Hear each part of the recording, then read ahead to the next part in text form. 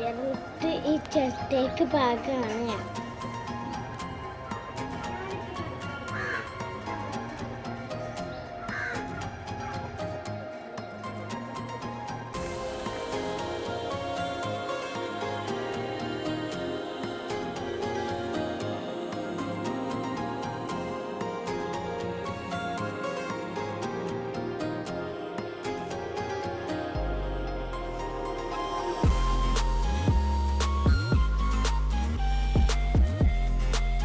Hi friends, ഇതിപ്പോ 10ാമത്തെ ദിവസമായി.